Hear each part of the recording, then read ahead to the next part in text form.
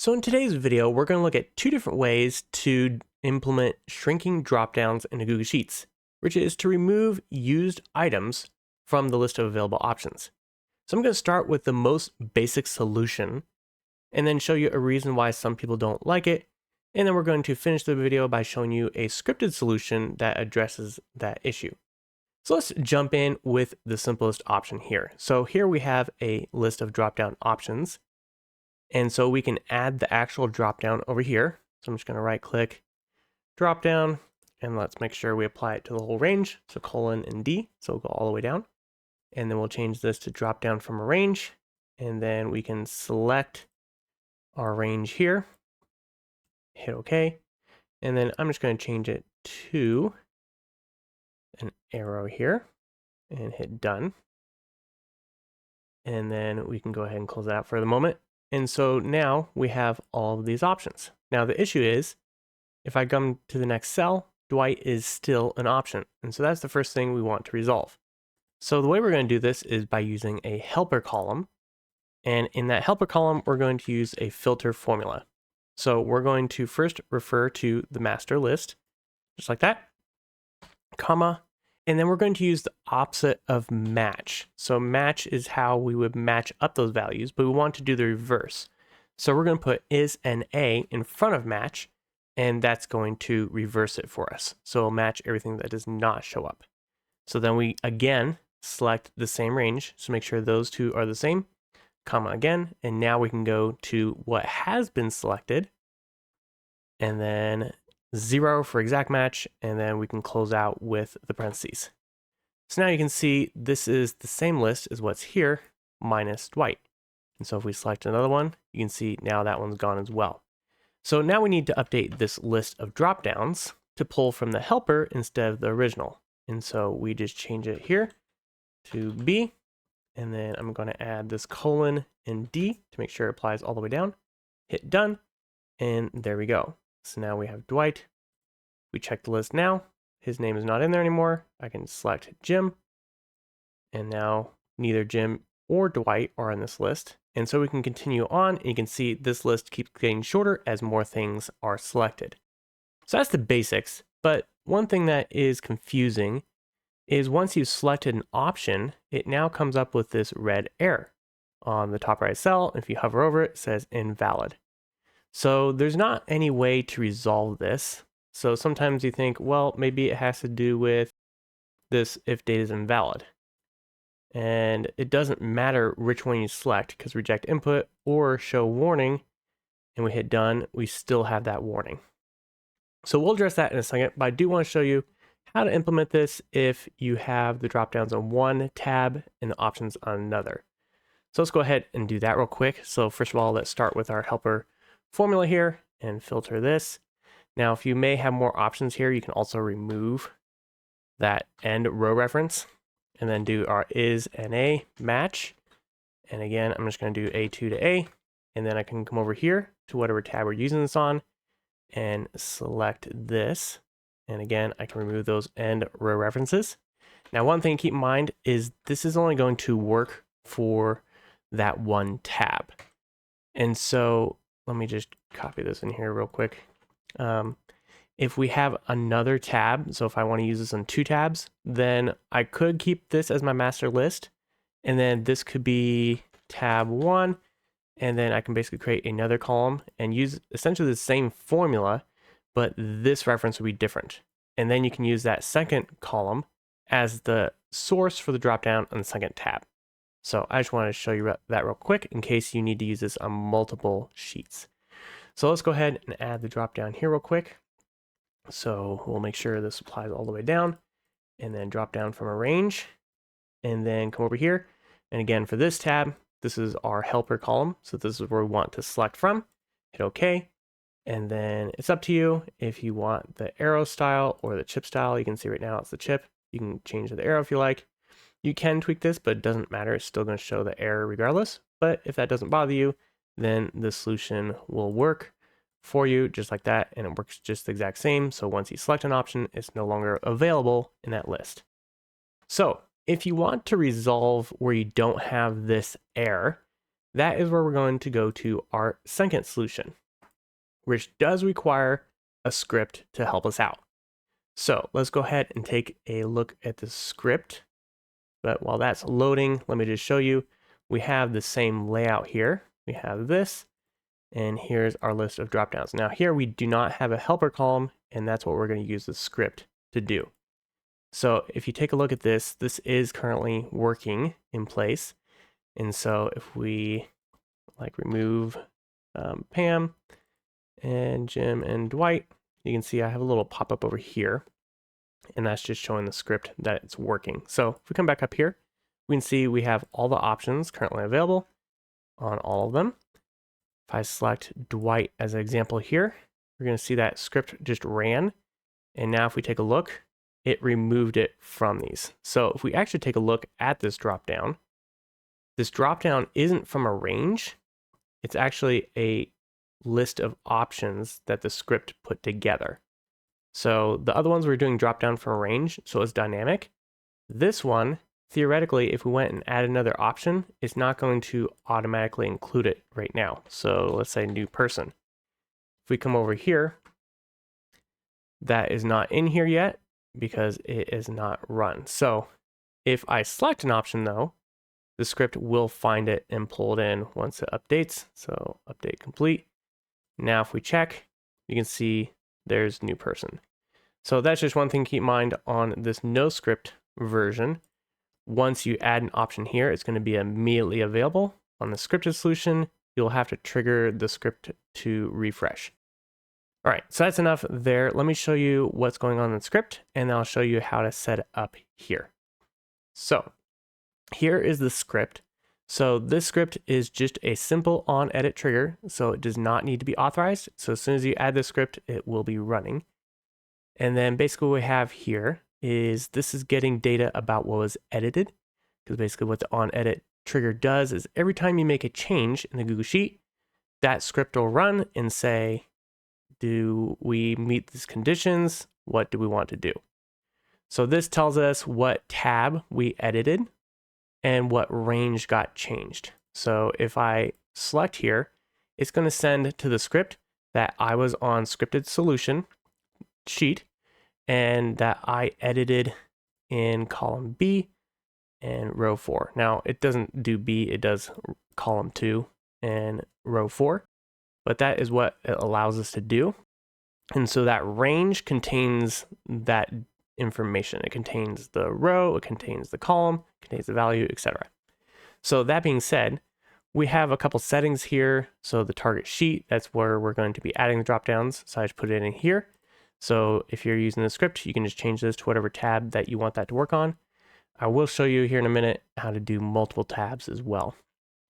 But then we have target column. So what column is that dropdown in? And then what's the starting row? So where does it start? So if you had a couple rows above this, then you would do like start row 3 or so forth. All right. And then this is our dropdowns where they're going to come from. So dropdowns, that's the name of the sheet there. And then the range where those options are. And notice I don't have an N reference here, and that's why it picked up when I added that new person, because you could set it to A2 to 15, and then it wouldn't pick up anything else if you want it to be a hard set to that list. All right, and then what we have here on this is an if statement, and then it ends with return, meaning if anything in here, if this is true, then it's not going to go any further. The script will stop and none of this will run. So what we have here, if the sheet.getName, so that's getting the name of the tab or the sheet that got changed. If it's not target sheet, if it's not this one, then don't run. So if you wanted multiple sheets for this to work on, we could do something like this, target sheet 2 and scripted solution 2. And then what you want to do here is something like this.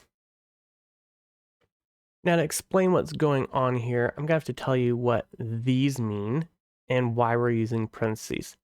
So you may love them, you may hate them, but you've probably seen social media where they have the math problems and they're like 15 times 2 plus 20 divided by 18. And they're like, what's the answer? And so if you get into it, if you're familiar with math, it's about order of operation and knowing, and if I remember correctly, multiplication comes before division. So you'd be like this and this. And so this happens first, and this happens, and then you do the combo of the two. So in programming, you have somewhat similar things, and that's what's happening here. So these parentheses are grouping things. So what if is looking for is if the result is true, it will continue. And in this case, it's actually going to make it stop. So in other words, what we're saying in this if statement is if blah, blah, blah, then stop the script. So what we want to determine is returning true if we want to stop the script. So for example, here, I just grouped these together. So if sheet.getName is not target sheet, or sheet.getName is not equal to target sheet 2. So if either is true, it's going to return true. And so what we actually want to do is ampersand, ampersand, because these double pipe symbols means or. This means and. So in other words, if we change this to and, this statement here, it's inside our parentheses, is going to say if sheet.getName is not equal to this and it's not equal to this, then return true. And a true here would then trigger the script to stop. So then if you needed to add a third sheet, you would do another ampersand, and then wherever that sheet name is there as well. And then the rest of it is now it's just doing or. And so the or means if any of these trigger as true, then we're going to end. So if the range.getColumn is not equal to target column, so if it's not in column 2, then the script is going to end. So that means you can be on the correct tab, but if I make an edit over here in C, the script won't run. And so that's what that's doing. And then finally, if the range.getRow is less than start row, so in other words, if I'm doing something up here, it's not going to run either. All right, so that's enough with that. That was probably the most confusing one, but if you just follow along and do what it's doing here, then that will work for you. So the rest of it is pretty straightforward. So now we're just getting the actual spreadsheet, which is e.source. And again, E is what's called the event object, and it's getting data about what was changed. So we already had gotten what tab was edited and the range that we changed. And then this is backing up a little bit, zooming out a little bit and looking at the spreadsheet itself. So that way we can go and look at the drop-down sheet, because otherwise we're just looking at this tab and we don't have access to this. So this is backing up to get the spreadsheet, and then we can get our drop-down list. And so the drop-down list is then just a drop-down sheet, get range, and then our range here was set A2 to A, so everything in column A. And then we're doing .get values and .flat, which just simplifies the data, and then we're doing a filter. And filter here is, this is called arrow syntax. And we're basically just looking at return everything where it's not blank, is all that that's doing. And so then we're going back to the sheet, and we need to figure out what have we already selected, because what we want to do is if it's already selected, remove it from the list of options on all the other dropdowns. So that's what we're doing here. We're getting the last row of the sheet, and then how many rows do we need to get? And then we're actually getting the data here. And then finally, we're going to put that into what's called a set. And so the set is just putting it into a simple array, and it's using the existing data. So it's grabbing all the options here. And we're going to basically say, okay, that list is going to be Dwight Schrute, and Jim Halpert is what's going to be in this used items. And then finally, we need to actually build the data validation rule. So what's happening here is each one of these cells has its own rule. So you can see that's B2. And if we come over here and let's go to data validation, you can see that every time we have a value in the cell, it gets its own rule. So take a look at this list. If I select one more, say Pam, now B4 is going to get its own rule. So you can see that B2, B3, B4, and now B5 through B17, because these don't have an option, so they don't need a unique rule. Now, if I delete this, that B4 is going to disappear from that list and is going to get back into that one. So that's just kind of explaining the structure of what's happening. You don't have to necessarily understand that for this to work, thankfully. All right. So to get these validation rules, we're going to go through our existing data. So in other words, we're going to look through everything in this column, and we're going to look at our drop-down list, and then what used items have there been. So in other words, when it's looking at this one, it's saying, okay, Dwight and Jim has been used. So we're going to remove those, except for the item is actually what's in there. And that's the current value is looking at what's in here. So what the logic is doing here is looking at this cell, saying these two have been used, so subtract those from this list. But Dwight is in this cell, so we need to add him back. And so that's what's happening. And then it gives us a drop-down list of everything that hasn't been used plus the one selected in that cell. And then if there are more than one available options, then we're actually going to build that drop-down rule. And so this is a little more complicated than I want to go too much into in this video. But here's creating a new data validation rule. And we're doing require a value in a list. If you remember, I was talking about this is a list, not a range. So that's what this is, drop down from a list. And then we're going to set allow invalid. Oh, and there's the options there being added. So again, that was everything that's not been selected, plus if there's anything actually in the cell already. And then we're just going to push that to our array here of rules, so we can apply them all at once, just to make it run a lot faster. And so then finally, we finish up by setting the data validation to the sheet. And so I just added this SS toast. So this is just that toast message that shows up. If we close this out, when I select something and then we had this little message pop up, that's what that SS toast is. So SS toast, and there's the message. And then, so I just show when it starts and when it completes. It just makes it a little more user-friendly of knowing when that's actually done. Okay, so now that we've finished going through the script, how do we initially set this up? And so let's go ahead and remove this drop down real quick. And then if we remove these options, it's going to go ahead and run the script. So we'll see what happens here. So let's just remove it from here. So now we have our drop down list is removed. And so to start with, once you've added the script here, and then you're like, well, how do I add the dropdowns? So you can basically do whatever. So you could take an option from here, or we could just type something in and be like, okay, and then we'll see it load. Now, here's the interesting part, right? So it was adding whatever option we had, but this okay is not an option on here. And so this is still triggering an error, which is probably actually what we want. But now if I select Dwight Schrute, you can see the script is going to run again, and now we can see it's in place. So it's up to you. You can just copy a name from here if you want to start. But basically, once you trigger a change in this column, whether you just type something in, then it's going to add those dropdowns, and then you're going to be good to go. All right, so that is it for today's video. Make sure to check out the other videos on our channel for more tutorials on both Google Sheets and AppScript. And as always, have a great day.